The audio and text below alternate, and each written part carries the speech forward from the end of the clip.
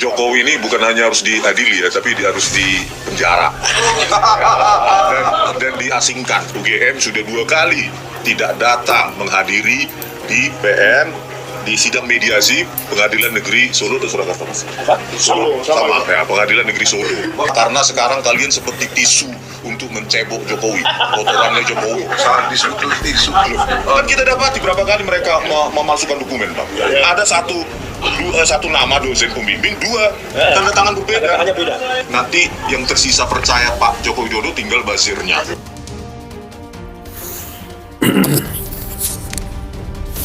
Itu cuplikan ya semacam wawancara Rismond, Roy Suryo, Egy Sujana. Narasi sampah model begini kalian sebut sebagai penelitian ilmiah. Kalian menyebut diri sebagai kajian ilmiah. Kajian ilmiah dari mana? Kalian menyebut diri sebagai pakar telepancika, pakar digital forensik, tai kucing. Narasinya aja begini tuh. Jokowi tidak saja harus diadili, penjara, asingkan.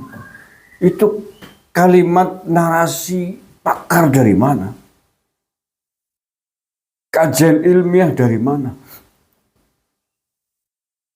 Yang ingin main hakim sendiri, main asingkan, adili, penjara. Emang kalian siapa? Tidak ada bau-bau narasi ilmiah sedikit pun. Apalagi menyebut diri sebagai pakar.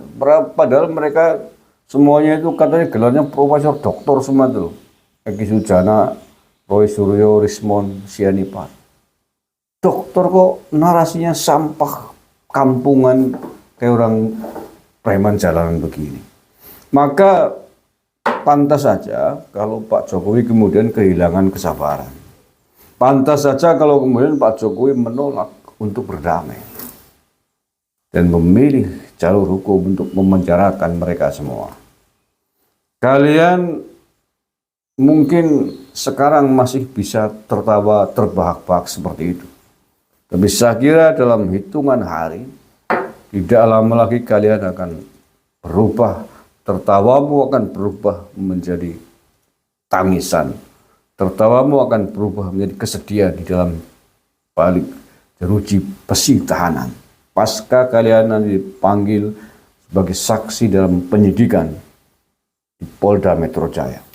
Egy Sujana, Rismond Sianipar, Roy Suryo, Dr. Tifa.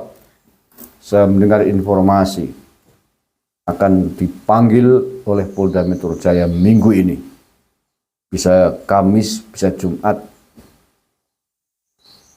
Ya, kalian saya pastikan tidak akan lagi bisa tertawa-tawa seperti itu. Dan yang mencengangkan, jangankan kalian ini, Rismond, Roy Suryo, dan Egy Sujana, yang sudah membuli, menghina, melecehkan Pak Jokowi serendah-rendahnya, ya pantas saja Pak Jokowi mengatakan seperti itu. Iya pantas saja Pak Jokowi mengatakan dirinya direndahkan, dihinakan serendah-rendahnya. Karena omongan-omongan semacam ini memang sangat menghina, sangat melecehkan. Maksudnya bagaimana? Seorang mantan presiden Anda ngomong diasingkan. Diasingkan kemana? Model hukuman seperti apa? Kalian ngomong dengan seorang mantan presiden tega-teganya seperti itu. Kalian layak diasingkan di dalam balik jeruji besi. Kalian layak diasingkan dalam sel penjara sebentar lagi. Kayak gitu masih berani ngomong dikriminalisasi. Masih berani ngomong kajian ilmiah dari Hong Kong. Kayak gitu kajian ilmiah.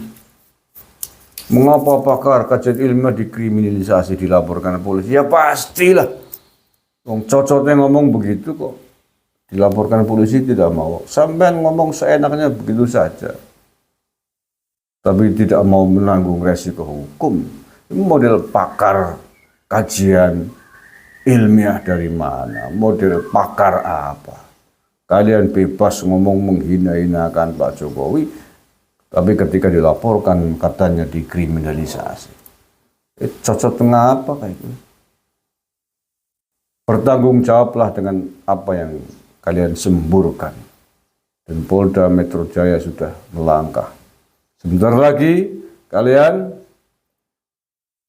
saya pastikan tidak akan bisa tersenyum lagi. Begitu Barreskrim Polri membuat keputusan, buat tuduhan kalian menuduh Pak Jokowi jasanya palsu tidak bisa dibuktikan oleh Barreskrim Polri.